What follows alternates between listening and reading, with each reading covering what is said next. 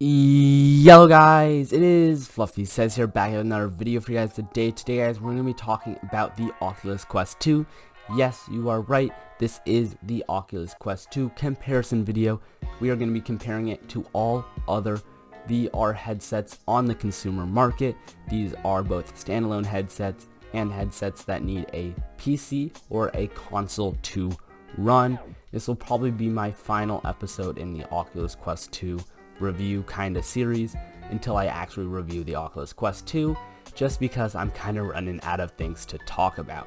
But I would like to say I've already recorded this, like 20 minutes of recording me just talking, and turns out my microphone was not working, so that was cool. So I'm going to try my very best to get this one working and looking good, even though I've already gone over this. So if I miss anything, I am truly sorry. But with that being said, let's just get right into the video. Before we get into today's video guys, I would just like to say I am by no means an expert on any one of these VR headsets except for maybe the Oculus Quest. The only headset I have ever owned is Gear VR and the Oculus Quest, and even when I did use Gear VR, it was probably maybe like 3 times, just because I didn't really like it that much. That being said, we have all the specs here along with a bunch of comfort and other stuff that generally describes the headset. I will also be trying to get help from other people who have a bunch of these headsets to give their personal opinions with the headset, pros, cons, and tricks they have picked up while using it. But with all of this being said, we can now get started. The first thing we're going to look at is the pricing and how pricing compares to VR. If you look at the new Oculus Quest 2, since this is what that video is about, the Oculus Quest 2 is priced at $300. You take this $300, and the only two that are cheaper than it are the Gear VR and the Oculus Go, both of which are over $150 cheaper, but only have 3 degrees of freedom. If you want a 6 degrees of freedom VR headset, you are going to have to fork out $300, as seen by the Oculus Quest 2 and the PSVR. You need to buy one of these two if you want 6 degrees of freedom and to keep it at that cheap price range. Over here with the Gear VR and the Oculus Go, you will be very much let down for this $130, $150 price range. But with that being said, it is now time to compare the Oculus Quest 2 to all of these amazing, glorious headsets. To start off though, I think I'm going to compare the Oculus Quest 2 to the Valve Index, because I currently think the Valve Index is the strongest VR headset on the consumer market, and I think the Oculus Quest 2 is the best VR headset on the consumer market. So with that being said, let's get into the comparisons. To start off, the Valve Index is a whole $700 more than the Oculus Quest 2. You could buy 3 Oculus Quest 2 and still have $100 left over before you could buy a Valve Index. But with that being said, there is great justifications for this price. The Valve Index though is also a little bit older than the Oculus Quest 2, since the Oculus Quest 2 is brand new, and because of this, the Valve Index is also worse in some positions, even though it has a much higher price tag. With that being said, let's just get started. We can go down the list and see that all of these are the same except for once we get to here.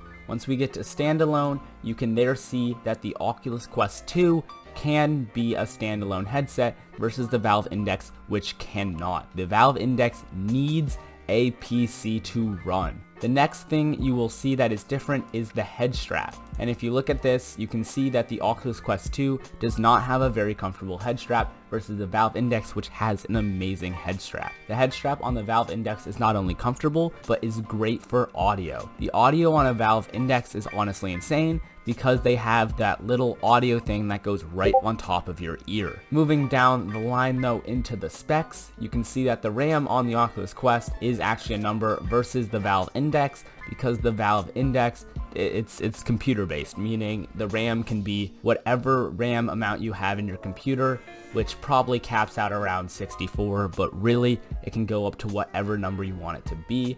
So really comparing this to these two categories, you just can't do it. Along with the category here at the end, since you can technically get unlimited storage from the Valve Index and the Oculus Quest 2 just by plugging them into your computer, because yes, the Oculus Quest 2 does connect into a PC. But with that being said, it's now time to head into the refresh rate of the screens. Now this is where the Valve Index really pulls ahead. The Oculus Quest 2 has a 90 Hz refresh rate, which is almost half of the Valve Index's at 144. The Oculus Quest 2 has a 90 and the Valve Index a 144. You take this 144 and you put it into a monitor and it'll cost over $100. And you take this 90 and you put it into a monitor and it'll cost less than 100. That just goes to show how much of a difference 90 is compared to 144. If you have a 90 Hz refresh rate and you move to a 144, you won't see much of a difference. But if you go from 144 to 90, you might actually feel sick, because things are basically, they're just 2 times as choppy. But with that being said, if we head into the pixels, this is pixels per eye, you can see that the Oculus Quest 2 actually has more pixels per eye than the Valve Index. The pixels per eye doesn't mean a whole lot, except for the fact that it'll get rid of some of that screen door effect that you see, or if you see lines in between pixels, that will go away as pixel density increases. Moving on to the type of screen, we have LCD and OLED. Both the Valve Index and the Oculus Quest 2 have the same type of screen, that is an LCD, meaning the blacks won't be as black, but the colors will be crisper. Next thing that we have a huge differences is the FOV. This is honestly, in my opinion, the most important part for a VR headset. The field of view is, it's what makes or break immersion in a VR headset. Imagine this, you have, go back to geometry class, you have those angle things. I'm forgetting the names of them now, but it's a half a circle and it has the angles from 0 to 180. A person can see at least 180 degrees of freedom in all directions, sometimes going up into the 200s. Now imagine the field of view for a VR headset. What you do is you take the number, so let's say we take 90, you divide it by 2, you get 45. Now you go to the 90 point on that little semicircle thingy, and then you go 45 to the left, and you go 45 to the right. That's what you can see in VR.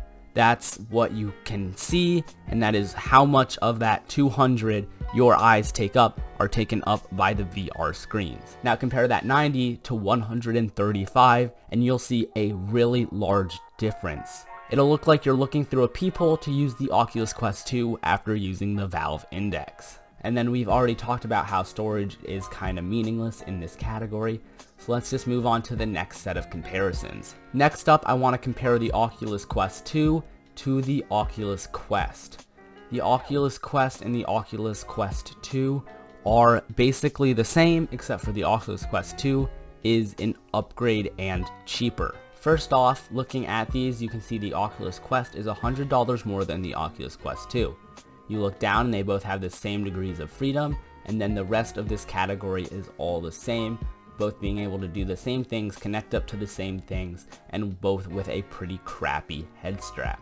The only difference between the head strap from the Oculus Quest 2 and the Oculus Quest is the fact that the Oculus Quest 2 one is much more adaptable out of the box, because Oculus actually gives you an option to spend an extra $50 to get an extra comfortable head strap, which I would say is about meh in the comfort category. But moving down to specs is where the Oculus Quest 2 really separates itself from the Oculus Quest. For starters, RAM.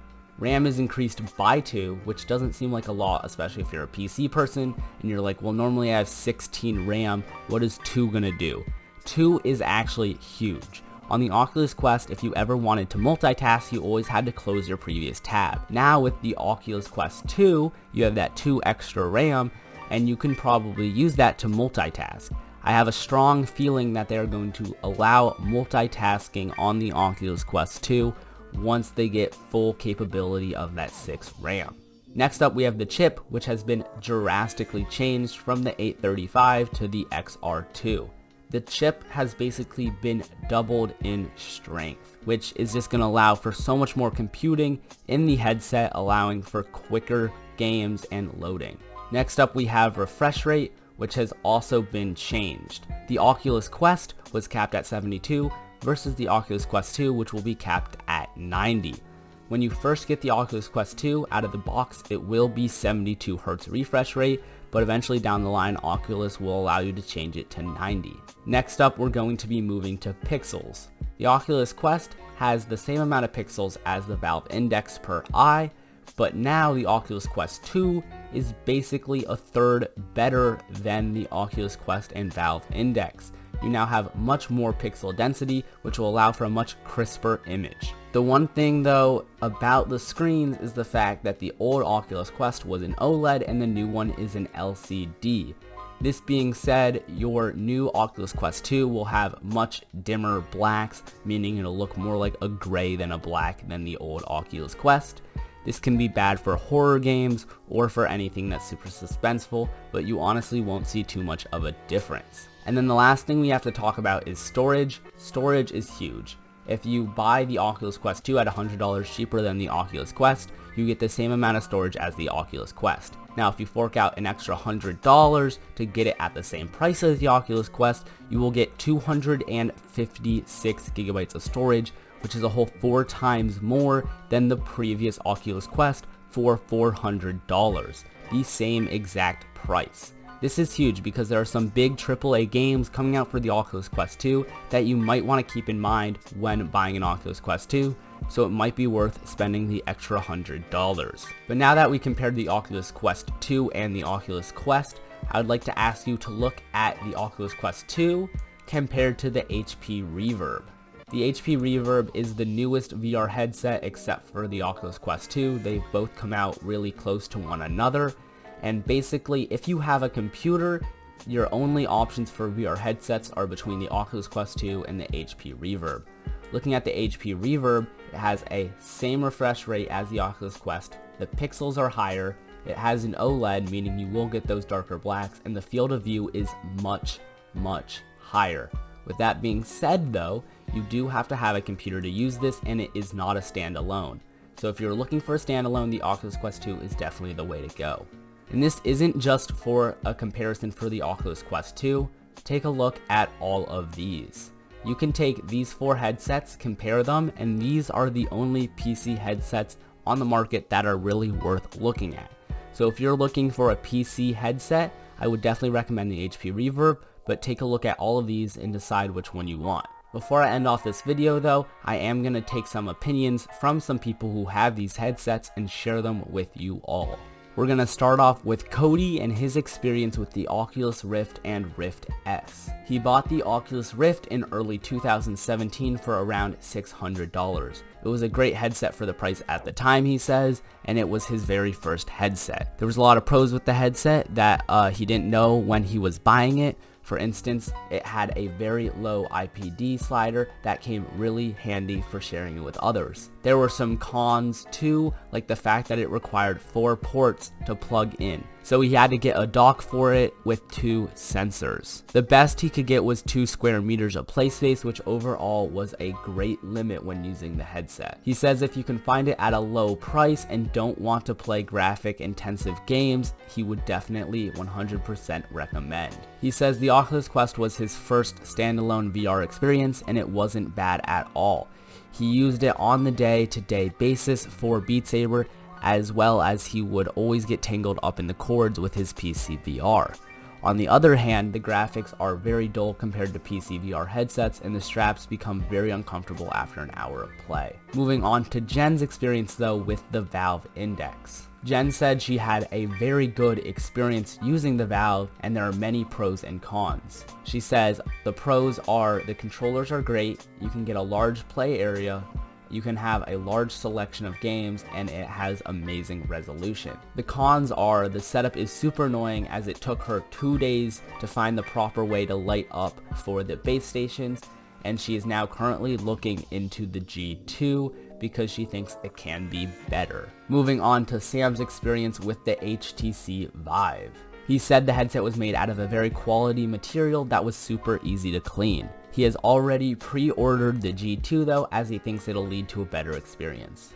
With all of this being said, between the opinions and the specs, I would definitely recommend you do your own research as well though, but I will leave this up on screen for you guys to pause and take a look at. So hopefully this video did help a little bit at least, and if you did enjoy, please leave a like down below and subscribe if you are new.